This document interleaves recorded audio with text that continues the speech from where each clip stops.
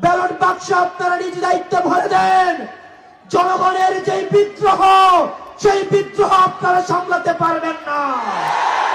বাংলাদেশের জনগণ যখন জেগে ওঠে, কামান দিয়ে তাদেরকে ঠেকানো যায় না।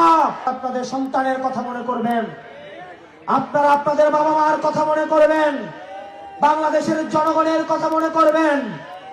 আপনারা যদি তারপরেও এই টাকাটা আপনারা হাত দিয়ে স্পর্শ করে দেখেন, আল্লাহর আরশ কেঁপে উঠবে আপনাদের প্রতি।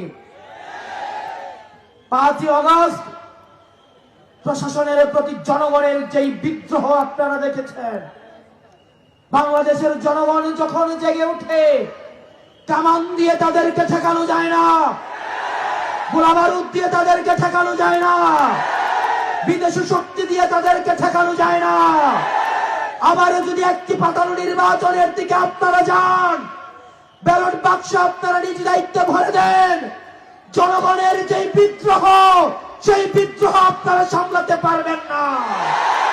আপনাদেরকে অনুরোধ করব, আপনারা আমাদের ভাই, এই বাংলাদেশটা সুন্দর করে গড়ে তোলার জন্য কাঁধে কাঁধ মিলিয়ে আমরা ঐক্যবদ্ধ বাংলাদেশের সাথে আপনাদেরকে নিয়ে একটা দুর্নীতি চাঁদাবাজ মুক্ত একটা বাংলাদেশ গঠন করব, যেই বাংলাদেশে আপনার পোস্টিং এর জন্য কোন নেতার বাসায় তদবির করা লাগবে না, কোন প্রমোশনের জন্য কোন নেতার বাসায় তদবির করা লাগবে না।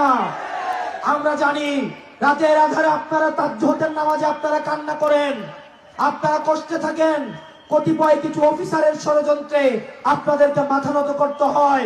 আমরা বাংলাদেশের জনতা আপনাদেরকে প্রতিশ্রুতি দিচ্ছি, আপনাদের প্রতি যেই মানুষের অনাস্থা তৈরি হয়েছে, সেই আস্থা ফিরিয়ে আনতে আগামী 12ই ফেব্রুয়ারির নির্বাচনে আপনারা জনতার কাতারে নেমে এসে জনতার নির্বাচন করেন, জনগণ আপনাদের নিরাপত্তার ব্যবস্থা করবে।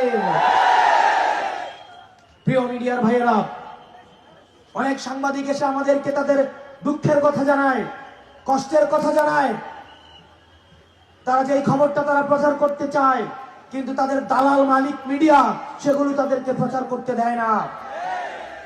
5ই আগস্টের পরে আমরা যখন সরকার গঠন করেছি, আমরা যখন মন্দির মসজিদ গুলাকে পাহারা দিয়েছি, অমুসলিম ভাইদের পাশে দাঁড়িয়ে আমরা তাদেরকে পাহারা দিয়েছি, তাদের নিরাপত্তা নিশ্চিত করেছি, ঠিক সেই সময়টিতে একটি দল টেলিভিশন গুলাকে দখল করেছে, সরকারি প্রতিষ্ঠানগুলোকে দখল করেছে, তারা আজকে মিডিয়াগুলোকে দখল করেছে, মিডিয়া মাফিয়াগিরি শুরু করেছে।